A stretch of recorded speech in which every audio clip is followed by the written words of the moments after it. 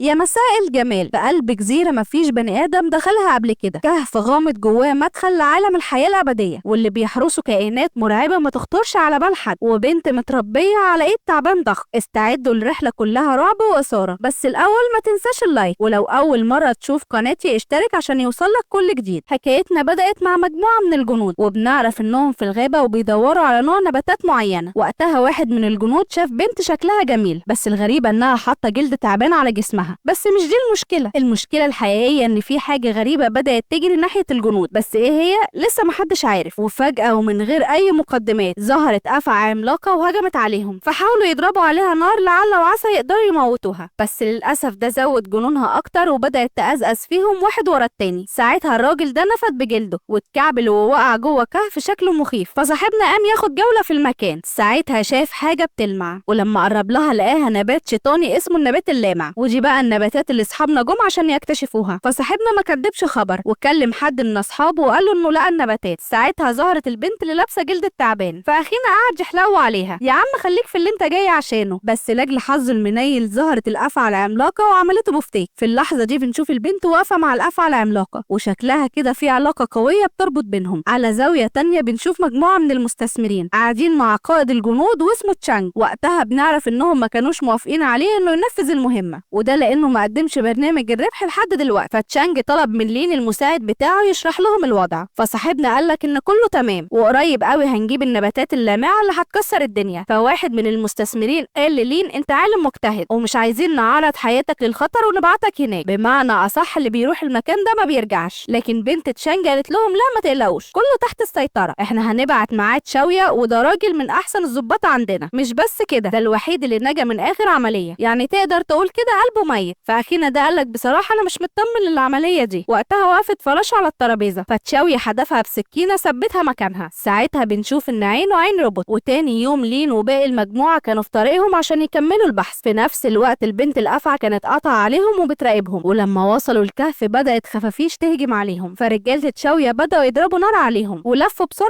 عشان يهربوا، وفعلا هربوا. بس يا فرحه ما تمت، وده لان الافعى الضخمه ظهرت ووقعتهم كلهم من على المركب. فتشاوية وفريقه هربوا بسرعه، بس لين غرق في الميه. فالبنت الافعى حاولت تنقذ حياته، والافعى ظهرت وكانها بتحميهم. في نفس الوقت تشاوية وفريقه دخلوا الغابه وبداوا يثبتوا قنابل على جذع الشجر، واستعدوا بكل اسلحتهم عشان يقتلوا الافعى الضخمه. ساعتها تشاوية شاف هيكل عظمي وبدا يفتكر كل المهمات اللي عملها قبل كده. في اللحظه دي ظهرت الافعى وبدات القنابل تنفجر، ورجاله تشاوية هاجموا الافعى بسلاح متطور لدرجه انها ما كانتش عارفه تتحرك. ساعتها البنت سمعت صوت الافعى فراحت جري عشان تنقذها. وقتها تشاوية كان موجه السهم ناحيه الافعى، لكن البنت ضحت بحياتها واخدت السهم ووقعت على الارض. واللي حصل ده خلى الافعى تتجنن ودورت الضرب في رجاله تشاوية وموتتهم كلهم. ساعتها لين وصل ولقى البنت مغمى عليها من كتر الجروح اللي في جسمها، فشالها ومشى بسرعه. بعدها بنشوف البنت بتحلم ان الافعى جت وراها وانقذتها، بس للاسف لما فاقت لقت نفسها في مكان غريب وبدات تشوف حاجات عمرها ما شافتها ولا كانت تعرف عنها حاجه. في نفس الوقت لين كان بيفحص اسوره البنت وعرف ان الاسوره فيها النباتات اللي بيدوروا عليها، فاتصل بتشانج وبدا يشرح له اللي حصل، وقال له انه هيحتفظ بالبنت دي لحد ما يعرف علاقتها ايه بالافعى العملاقه. فالتاني قال له: تمام، شوف ايه اللي في المصلحه واعمله. فالبنت استغلت الفرصه واخدت الاسوره بتاعتها وطيران. بس على مين؟ لين طلع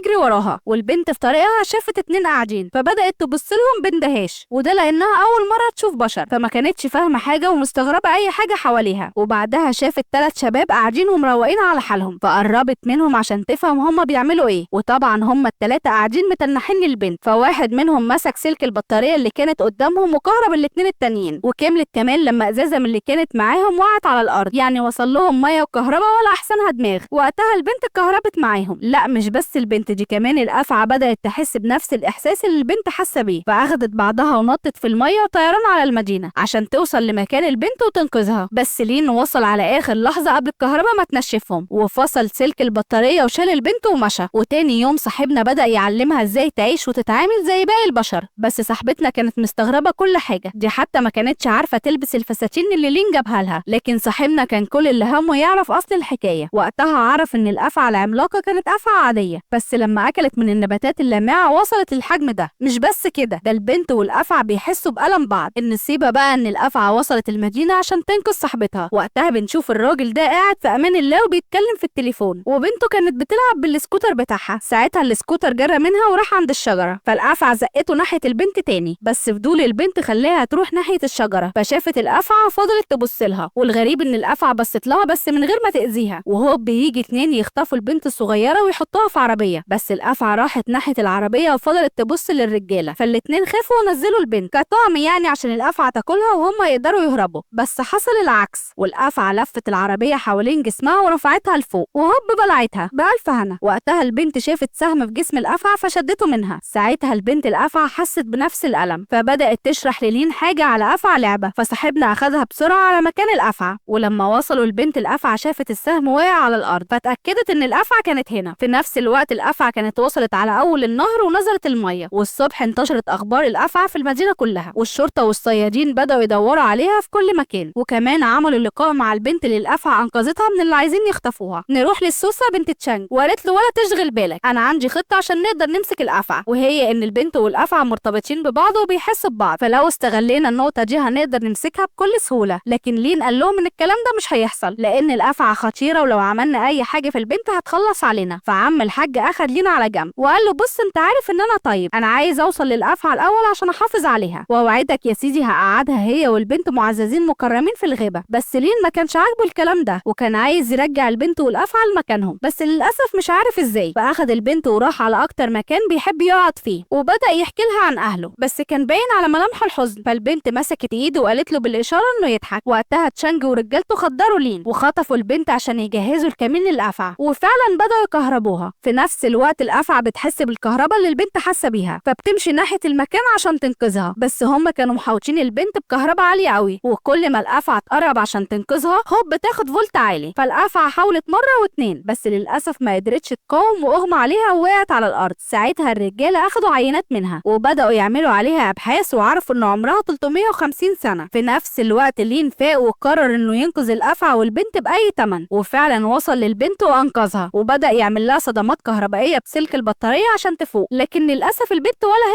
هي هنا، فصاحبنا بدأ يحس بالذنب لأنه لو ما كانش جايب البنت هنا من الأول ما كانش كل ده حصل. وفجأة البنت فاقت وكمان الأفعى هي كمان فاقت، وكل الرجالة أخدت ديلها في سنانها وفلق يا جدع. ساعتها تشاوية ورجالته دوروا الضرب فيها، لكن الأفعى بدأت تهاجمهم بعنف فالكل هرب، بس بنت تشانج قررت تخلص عليها. وقتها الأفعى رمت عليها دبابة موتتها، فتشاوية فضل يضرب الأفعى بالنار لحد ما وقعت. لكن اللي حصل تاني يوم بنشوف الأفعى لسه عايشة والبنت واقفة قدامها وبتطبطب عليها. وبعدها راحوا الكهف ولين راح وراهم. وقتها شاف النباتات اللامعة اللي كانوا عايزين يوصلوا لها. ساعتها شاف جهاز تتبع على جسم الأفعى، فعرف إن تشانج ورجالته في الطريق. وفعلا على ما خرج من الكهف كان تشانج وصل، فصاحبنا حاول يتكلم معاه بالعقل، بس تشانج طلع مسدس وضرب نار على رجل لين. ساعتها لين حط المسدس على قلبه وقرر ينهي اللي بيحصل، ولما ضرب نار الخفافيش ظهرت وبدأت تهاجم رجالة تشانج. فعمك الحاج أخد بعضه ودخل الكهف. وقتها شاف النباتات اللامعة اللي كان بيحلم بيها. ساعتها ظهرت البنت والأفعى جت وبلعت تشانج، يلا يستاهل. ولما البنت طلعت لقت لين كان بينزف، وقتها لين ادالها الاسوره بتاعتها. فبنرجع فلاش باك وبنعرف ان لين عرف حقيقه الحمض النووي بتاع البنت، وعرف كمان ان دمها فيه نفس الماده اللي موجوده في النباتات اللامعه، بس هو مسح كل ده من البحث اللي كان بيعمله، مع ان الحقيقه دي كانت هتخليه مشهور والبحث بتاعه